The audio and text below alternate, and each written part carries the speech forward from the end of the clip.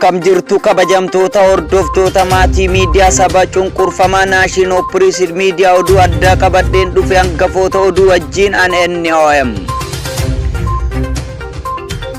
Weellisaan Damusoo Moosaa mana hidhaatii baafamuun humnootii mootummaatiin ajjeefamuun isaa dhagahame.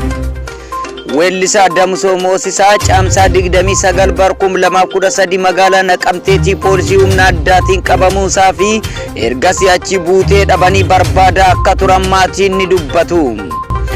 Oduu tibbana baateen dhaamsi karaa poolisii maatii qaqqabe weellisaan Damusoo mana hidhaatii baafamee ajjeefamuusaatti jedhu maddeen. Barbaacha keen bahee sabboontuu giddaa fi lafee dhugaaf cabde mata dureewwan jedhuun hojiilee weellisaa Damusoo hawaasa biratti fudhatama ittiin argate ta'uu hima hiriyaan isaa dubbisne. Weellisaan lafaa dhufaan kun Damusoo Moosisaa jedhama godina Wallaggaa Bahaa Giddaa ayyaanitti dhalate fakkeenya weellisaa jireenya ayyaanaa xiqqeeffatuun akka Usmaayyoo Muusaati jechuun isaa ibsa hiriyaan isaa.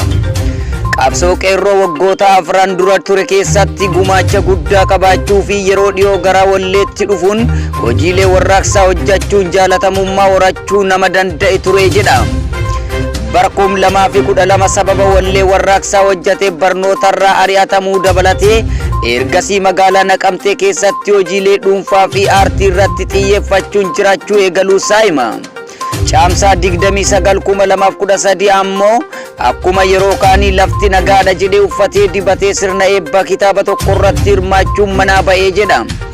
Bakka eebba kitaabaa sanaa irratti akkuma ba'een Naqamtee naannoo Maariyaamii jedhamutti poolisii humna addaatiin butamuusaatu himame. Ergasii as kaambii raayyaa ittisa biyyaa kan masaraa Kumsaa Morodaatti argamu keessatti hidhama akka ture maatiin quba qabaachuu miidiyaalee adda addaatti himanii turan. Buufata duraan itti hidhame sana keessatti reebicha ulfaataa fi dararaaf saaxilamaa erga ture booda achi baafamee bakka buuteensaa wallaalamuun waggaarra caaluusaa kan himan maatiin manneen hidhaa godinaa fi federaalaatti iyyafachiisanii akka dhaban ibsu. Akkuma jireenya ayyaanaa akkuma nadhii gammadaa seenaa wal fakkaataa Damusoo irratti irra deebiidhaan kan jedhu hiriyaan isaa waggaa tokko manneen hidhaa sadarkaa hundarra jiranitti isa barbaadaa turuufaan isaa cilee bishaan buute taate jedhama.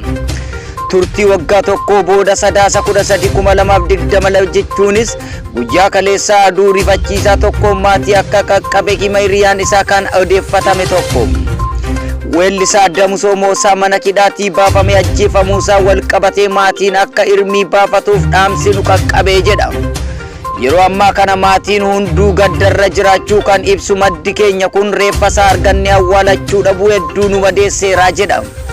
Seenaa wal fakkaataa mana Oromootti deddeebi'ee jiru kun gara jabina mootummoota agarsiifamuu kan jedhu maddi keenya taateen akkanaa itti fufiinsaan ilmaan Oromoo irratti raawwatamuun hanga yoomiiti jechuun miira gaddaan dubbata.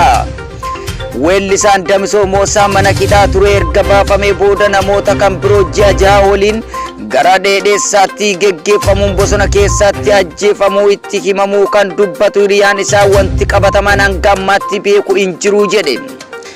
Weellisaan kun hojiilee muuziqaa haaraa hedduu istiidiyoo qabaachuun kan ragaa bahu hiriyaan isaa uummatni Oromoo haqa nama kanaa akka barbaaduu fi dhaamsa dhaamee jira. Tole kabajamtoota hordoftoota maatii miidiyaa saba cunqurfamaa Naashinaal Piriis Miidiyaa oduu yeroo kanaaf qabnu kana fakkaata hanga qophii biraatiin walitti deebinutti nagaan tura.